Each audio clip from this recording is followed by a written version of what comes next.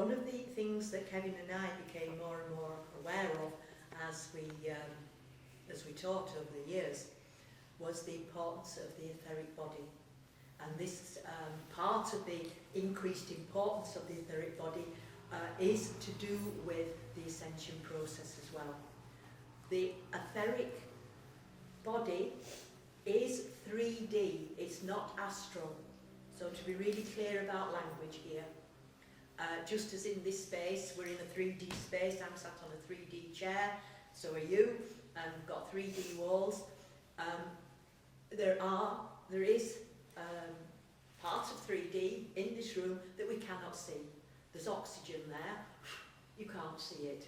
There's electricity running through the wires, but we can't see it, but we know that it's there. And so there is aspects of 3D that we don't actually see.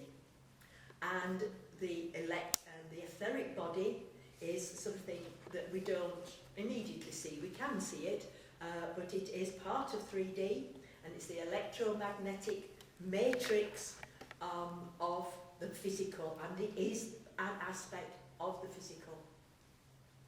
It is a web that penetrates through everything, through every organ. It isn't the aura, as we think of it, as something of coloured layers going out from the body. It is something that interpenetrates the whole of the body. And yes, just like a magnet, it does throw off an energy around the body, but not the extent of an aura. It is what the Russian researchers, the partnership, Mr. and Mrs. Curlian, is what they studied, and that is what they were measuring when they were investigating a change in the electromagnetic field, the energy field, before disease took place. If you have seen the film or read the book, first name Redfield, the Journey to Shambhala, I can't remember his first name, and they talk about the possibility of being able to see energy, and say that and it's very true that especially in a morning or at a particular light, when you look in a relaxed way, not concentrating but look in a relaxed way, and especially with the right background, it's perfectly possible to see what looks like it's not the same shape as a magnet. A magnet, as we know, is like this, etc., around the central thing. And between the thumb and the finger, there is an energy that kind of goes like that. Okay, so it's not going round like that, but it's going like that. It's more like a cone kind of shape. And you might be able to even see this here in this room. If you just hold your thumb and finger up and just gaze at it, see the energy path, and you can see the energy around a thumb and a finger. That is the etheric body. It's not the aura, it's not the light. It's part of the electromagnetic field. And it is the route that life force or prana energizes the physical. Now we know that we are a consciousness that imbues physicality, and part of how that works is through the etheric body. The health of the etheric body is very important because it is, as I just said, it is the way that the life force, chi, actually penetrates into the physical body. And part of one of the challenges of working in a spiritual way is to actually keep the etheric body healthy.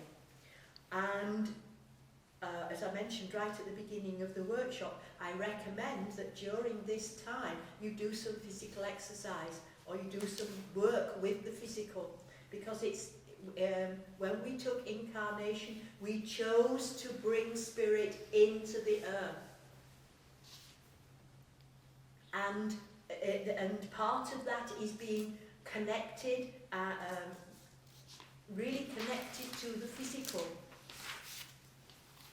and to honour physical experience and the experience of being in a physical body and everything that that includes. But spiritual practice has been presented as being out of the physical body.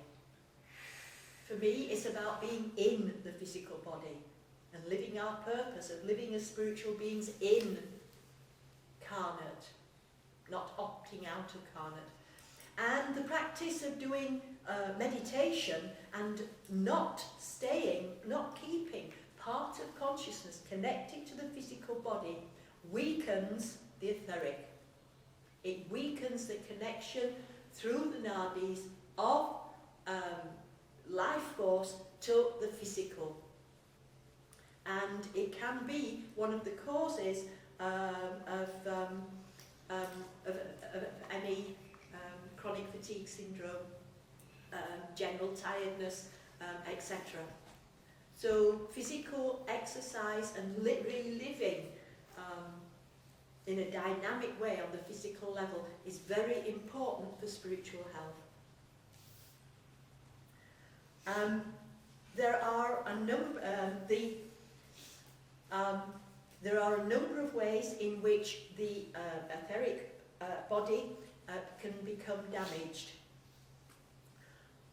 When, if someone has cuts their finger or has an operation and an organ or the skin or whatever is cut, then the etheric of that is also cut.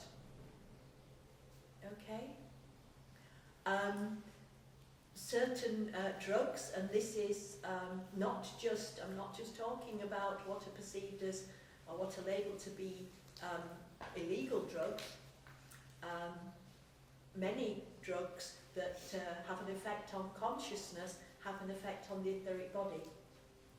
And excessive drinking of coffee, for example, damages the etheric body. Shock can damage the etheric body. Pollution, mobile phones, any electromagnetic field. So we're always being bombarded really with energies that have the potential to damage the etheric body. And that's why, yes, some people either wear something or there are various tools to protect us against or to support us in keeping the integrity of the etheric body. But because of its fine vibration, it has a unique place in healing. So it needs to be healed to maintain health, just from the experience of living. It also benefits, well, as you'll experience, it's rather a unique and amazing healing that we're going to do.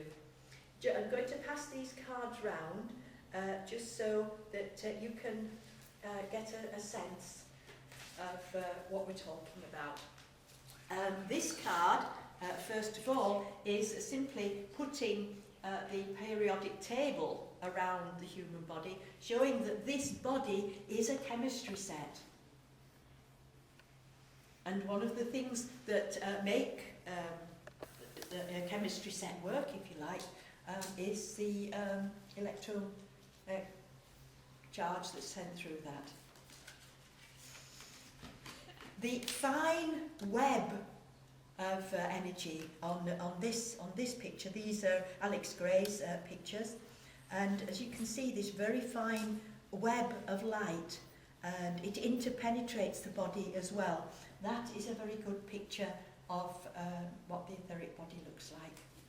And we have and you can see the flow, the electromagnetic flow of energy around. But again, that fine matrix in the background is a good representation. And yes, another one that shows how we have energy flow. I'm going to include these because they may be what you have seen when you see in a healing somebody as energy, especially that kind of patterning. Oh. Okay. You must be able to see that easily. Yes, he could. He was. You see a lot of EMF balancing. That's so interesting. Sorry. EMF balancing, the technique. Right. Yes. Everything. I've done level 1 and 2 Right. with it. Yeah. So, And again, another pattern that energy creates. There are some photos in Anna Brennan on the Hands of Light. Yes. Of the Yes, aura. Anne Brennan is another good Yes. source of energetic Yeah. pictures. Yeah. Yeah. So now a good question again with my memory. This is the tube of light. That also illustrates the antikarana. Okay. Yes. Yeah. Yeah.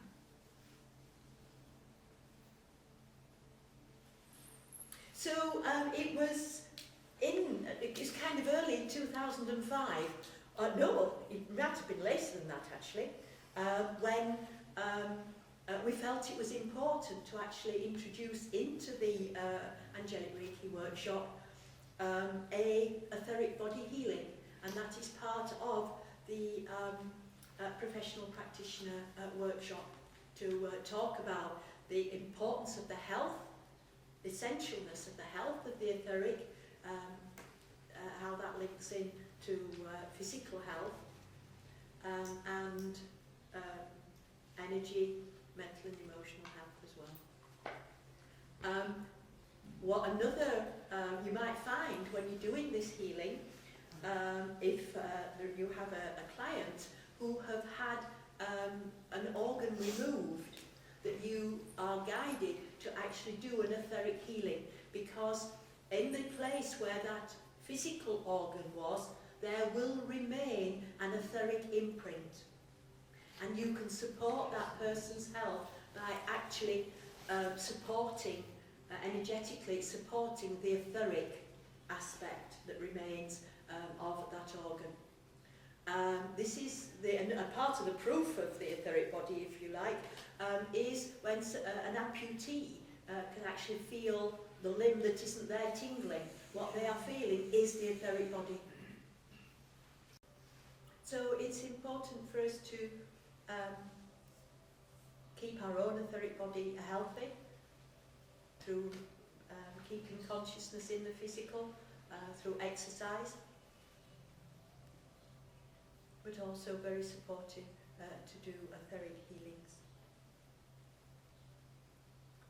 Any questions about the etheric body?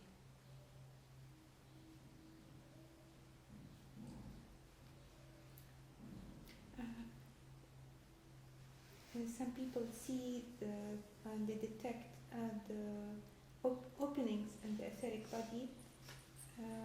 They usually talk about openings in the aura or holes in the aura. When there is some defect of the etheric body, how does it look if you see it? Is it whole? Is it opening? Is it many different ways? The best way to imagine, another way of imagining the etheric body is like a web, a very, very fine web. But instead of like a spider's web, it just being a flat thing, but if you imagine that it was 3D lump of webbing, if you like, yeah? And just imagine what could happen to it. It's a bit like a pile of knitting, okay? It might have been cut, it might have a tear in it, it might have a zigzag, it can be, or it might just be a hole. It can be damaged in many different ways. Okay, so the etheric body is the first layer next to No, it's not a layer at all. No, it's the first body that you see in the aura. No. It's deeper. The etheric body is the electromagnetic web of the physical body. Which It's is in it. No, it's inside it. It's not just around it, it's inside it. It is, if you were... It makes sense, yeah. It's like, it's It's the patterning. And this is what has to heal first. There's a story that is from Mutant Messages from Down Under about that journalist that went on walkabout with the Aborigines. And part of the story is that one day when they were miles away from anywhere, one of the Aborigines in the group, he fell and broke his arm. And yes, no possibility of a hospital, no possibility of communicating. So the arm was a big break, the bone was sticking out of the flesh. And it was to illustrate how the whole of our body is built on the etheric. And actually, when we heal the etheric first. And the etheric is the energy matrix on which the chemicals build. I didn't really explain this as well as I might right at the beginning. That's why there is the picture of just us as a chemical set. So it's the scaffolding, it's the matrix, it's the patterning, it's the blueprint on which physical chemicals are built. So one has a kidney-shaped etheric, and on that the chemicals attach, if you like, not in a totally literal way, but it's a good model, attached to the kidney etheric blueprint and build a kidney. And this was this is one of the things, the depth of healing was that is possible, was the purpose that this guy, he actually, you realise that he actually volunteered to fall and really break his arm so that this could be shown. And what they do is they rebuild the etheric bone in the right place. They weave the etheric web. And when the etheric web is totally in place, the bone matter has no other choice but to build around it. So there was actually no need for the bone to be set.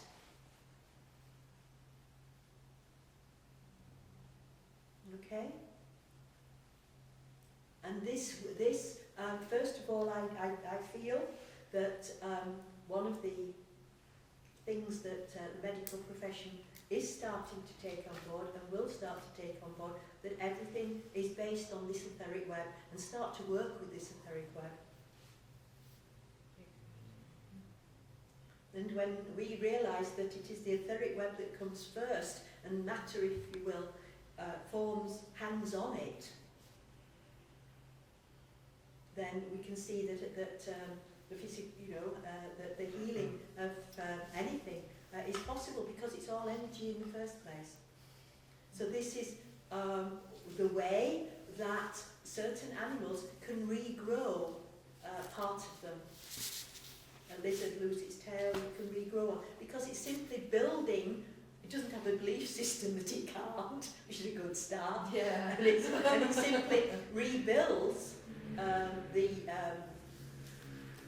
chemicals that constitute the physical body along the etheric matrix, which has never changed and has never gone anywhere.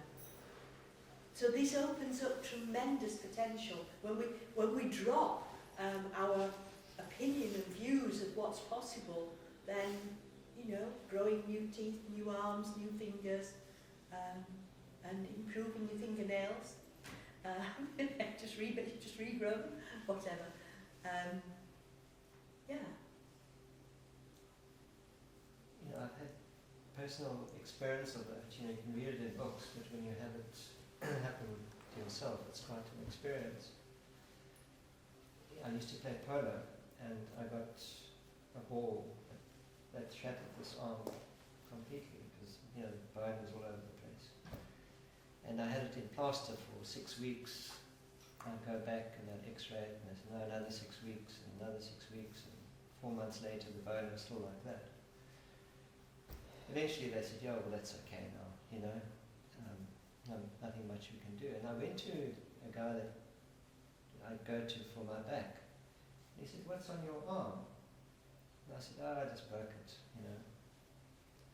He said, he did whatever, and he came to my arm and he did something, whatever he did. He works with energy. Didn't make a big thing of it. Next week, I went back home to my farm, and I had another appointment with the doctors and to see what they were going to do. X-ray, and it was perfect. Wow. And it was quite an amazing experience, especially if you have the X-ray proof of that process happening. Yeah. So the etheric cannot be taken too Yeah. seriously. I know that Thank you. Kevin took this very Yeah, seriously. Yeah. Thank you for that. Yeah, it is nice to have actually had an actual experience of this, because we very much are led to believe that there are certain things that cannot be healed.